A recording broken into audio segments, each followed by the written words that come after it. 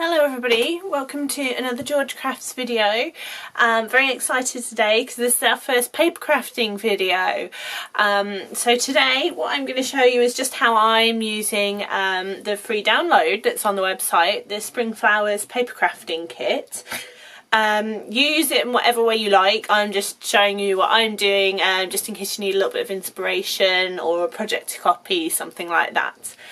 I'm not using all of the kit, I'm just using a few bits of it, so you know, you don't have to use the same papers. If you fancy using a different paper but copying the rest of it, that's fine. You know, you make what you want to make, that's what I've put it there for. It's just the tools, you be creative in the way that you want to. So I'll just show you what I've got with me to begin with. So I've got some double-sided tape and some 3D foam pads. They're the things I'm going to be using to stick all the bits together.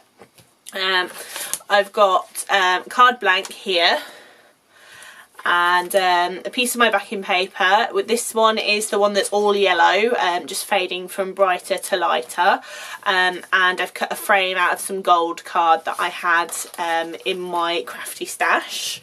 I've also got a little piece of purple ribbon because I like to put a bit of ribbon on my cards, just gives it a little bit of texture, a bit of interest. I have cut out an oval from the sort of plainer purple backing paper and a gold oval as well from some of the gold card, and I've got just cut out a few of my sentiments as well from the free download. So I'm going to talk a little bit more about cutting out in just a minute. And I've got, we call them the toppers or the flowers, which I've also cut out. So I'll talk about cutting out. You'll notice when you print off the sheets, if you print off the sentiment sheets, they've got this big black line around them. And if you print off the flowers, you'll see they've got like a blurry line around them. Now the reason I've put this in is to make it easier for you to cut them out, because I hate fussy cutting, because I want it to be perfect. I don't want to see any raggedy white bits around the outside of where I've cut.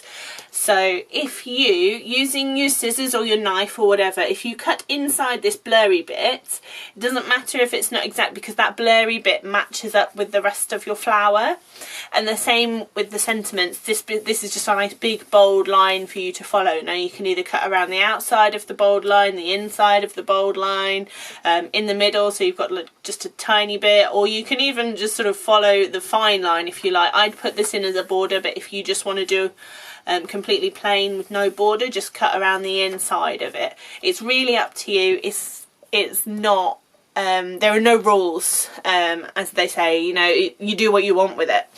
So what I'll do next, I'll show you a little bit of how to cut out. That sounds really strange, but I didn't know there was a wrong or a right way to cut out, and technically there's not. You cut out however you want to, but this is just how I find I get the best results. So when I'm fussy cutting, I like to use scissors because I'm not good with a craft knife. I can do straight line with a ruler, no problem, got that skill down, but cutting out fiddly shapes with a craft knife, can't stand it. I just get annoyed with myself.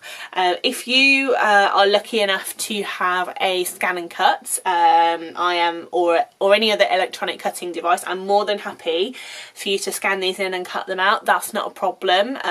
In fact, I would encourage it. I have a scan and cut, I just haven't got the space to get it out to show you in a video right now, but that's something maybe I'll talk about later. So scissors, scan and cut, craft knife.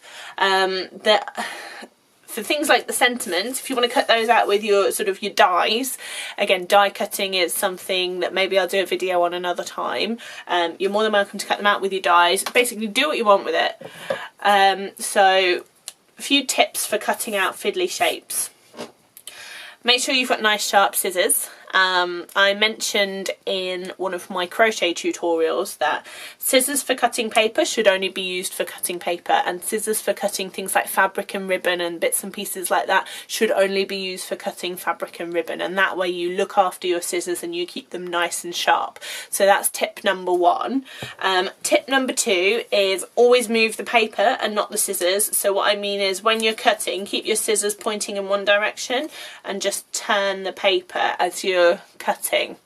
And the final thing I like to do is just as you cut slowly, so close your scissors nice and slowly and turn as you cut, and that way you get a nice smooth cut. So I'll show you what I mean by that. Okay, so I'm not sure how well this is going to come out in the camera. So I've got my scissors open and I'm just going up to the point where I want to cut, and now I'm slowly just turning my paper as I go around. As you can see, I'm not sort of closing back and forth, I'm just slowly closing my scissors. Okay, so as you can see, I'm just sort of turning the shape very slightly. Okay, so just turn as you cut.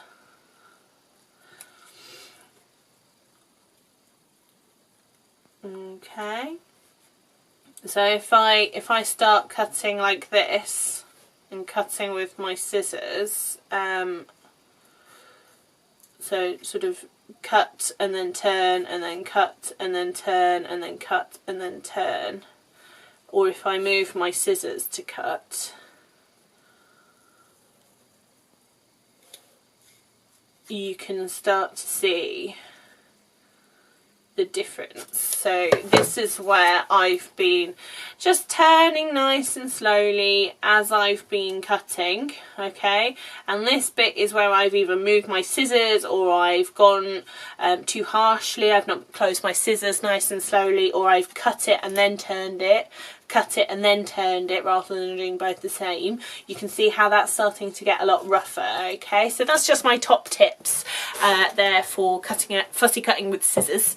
I hope they're useful for you. So what I'll do now is I'll go on to talk about making the actual card. Okay, so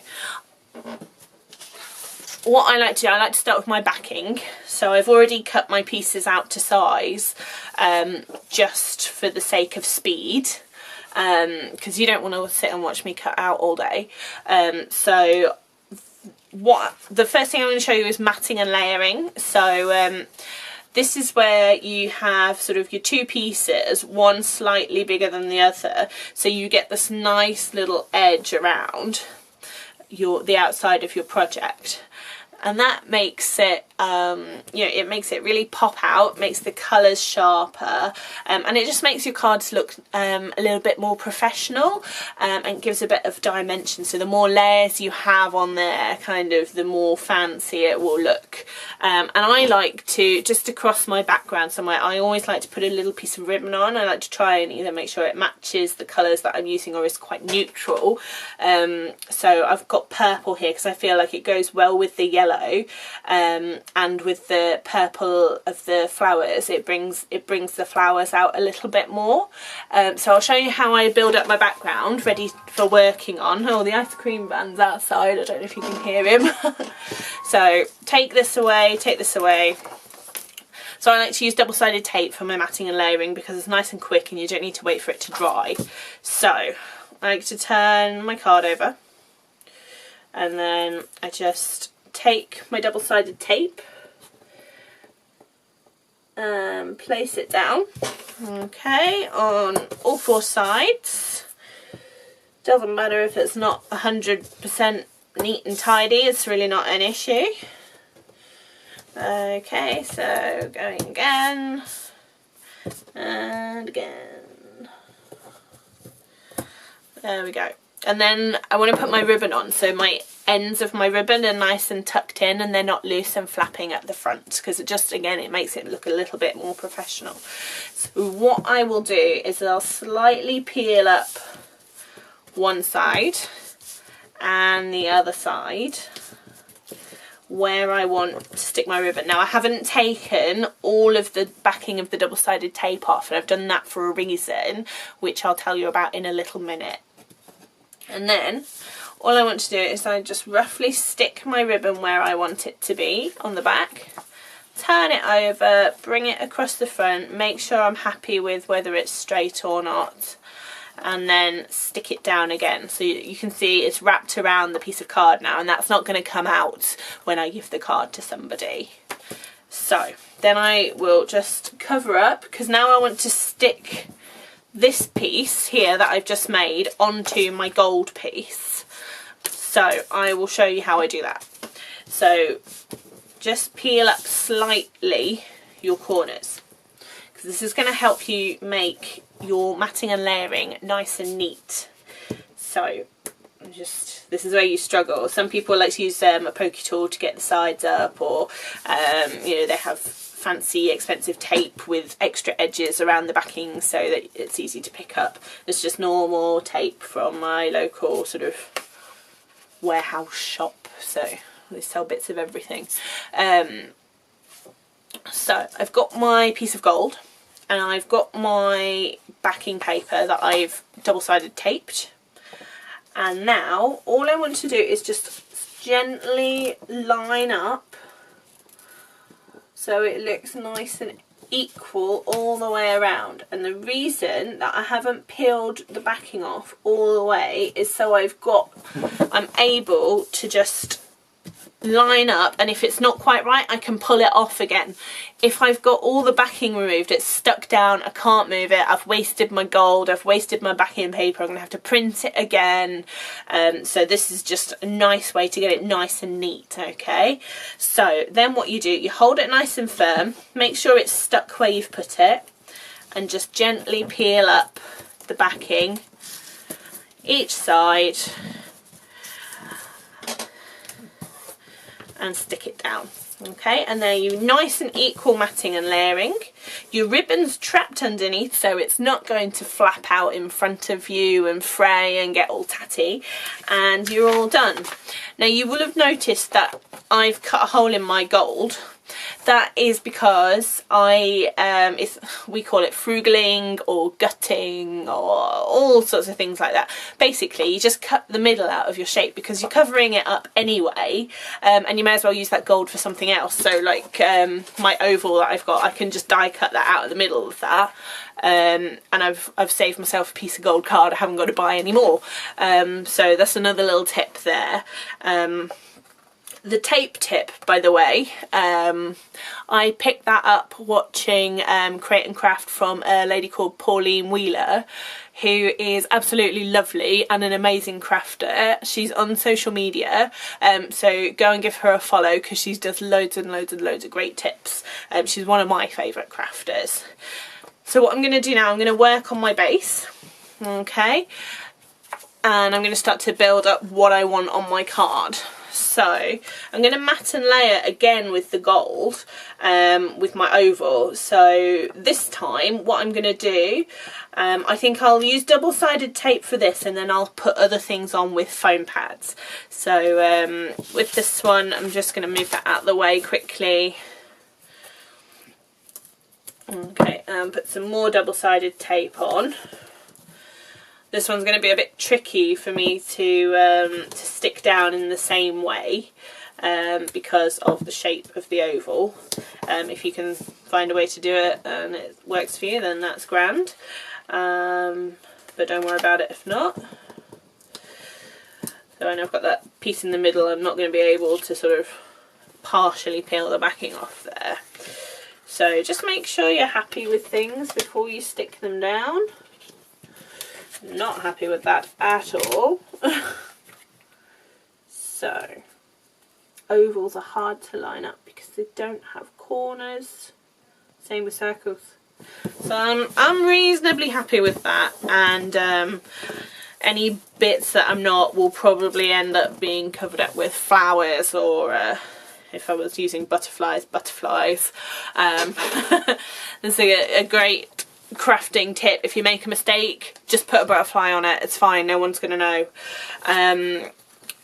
So I'm going to start to build up the layers that I want on my card front now. So I want this in the middle, and then I'm just going to pick one of my sentiments that I've cut out. So this one I've gone for mum, so I think I want that there.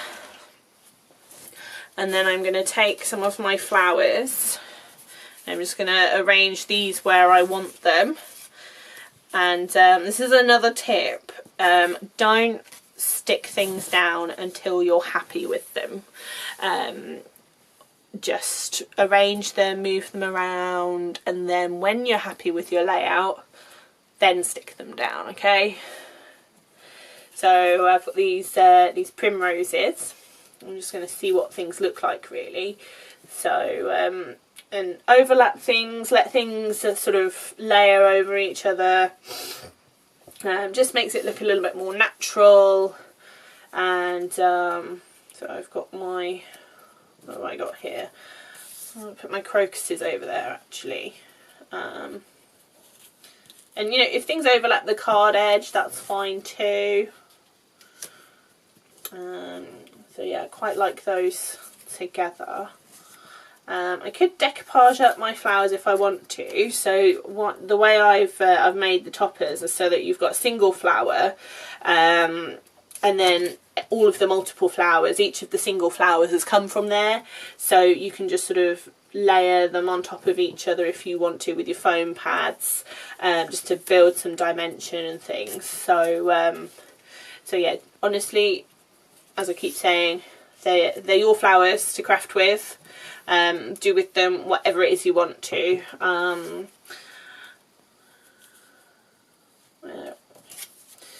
I quite like those crocuses together at the top there. Just sort of coming over the mum. And then what I might do, I might just layer up one of my crocuses. Okay, so don't worry if things move around a little. It'll happen until you stick it down. So once you're happy with your layout, okay, start sticking. So, and if you need to take pictures on your phone to remember where you have bits and pieces, that's a good tip as well. So I'm going to stick this on with foam pads. Again, mine are just from sort of the local sort of factory shop that sells bits and pieces of everything. I know lots of people really like the Hunky Dory foam pads because the backs come off nice and easily and they're good quality.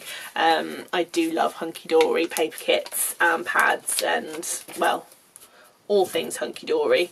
But with foam pads I use quite a lot of them, so I just get them from the cheap shop. So these flowers and the pictures that I used to make the artwork, I took these photographs myself. So I went out last weekend with my mum and my boyfriend to a place called Dean Park. It's like a stately home sort of place. And when I was there, they had a snowdrop walk. All their spring flowers were out and they were really beautiful. So I took lots of pictures with them. I wasn't intending to make a paper kit out of them. I just took pictures because I liked them. Spring flowers, I always think, you know, the colours are lovely, and especially crocuses. I love crocuses. And they're just so cheerful. So, you know, I was thinking, oh, what can I do for my paper crafting and what can I do with my blog? And I'd sort of been learning to make images on the computer for the website, so I thought, oh, why not have a go at making a paper crafting kit? So let me know what you like about it, what you don't like about it, because I'll make more. That sounds more like a threat. There will be more paper crafting kits coming, just as free downloads like this one was. And you know, tell me what the sorts of things are that you would like to see. I've already been sort of working on some background papers for mixed media, so go and check those out there on the blog right now.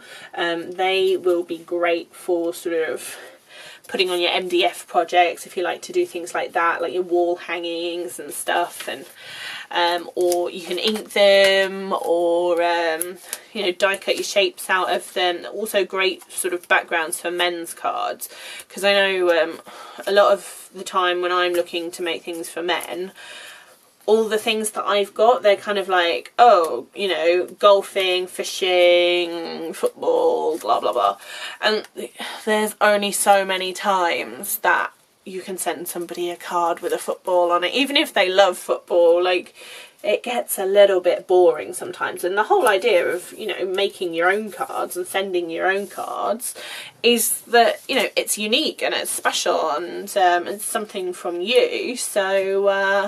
So yeah, have a look at those mixed media papers that we've got as well, and again, just let me know what you're doing with them. Let me know what you like, what you don't like, because I'll do some more just plain background papers for you as well. But yeah, I hope you're enjoying making bits and pieces with the paper kits. And I think it says on the website, if you do, you know, run a little craft stall, or you go to craft fairs and you sell your projects, you're more than welcome to sell any of the bits and pieces that you've made, because, you know, card making, paper craft, jewellery, that sort of thing, there's only so many times you can make cards for your family and friends, but then you end up with sort of all these cards that you've got that you don't know what to do with. So if you couldn't sell them, I don't know what you'd do with them. So yeah, definitely please do make and sell. Even if, you know, if you want to make cards for charities, for yourself, you know, whatever you want to do, I'm more than happy for you to sell things. So I've finished my card front now. I'm quite happy with that. You can always, you know, put a few gems on, add in other bits and pieces that you might have from your stash, put in a few different die cuts, whatever you want to do. But this is ready now just to go on the front of the card.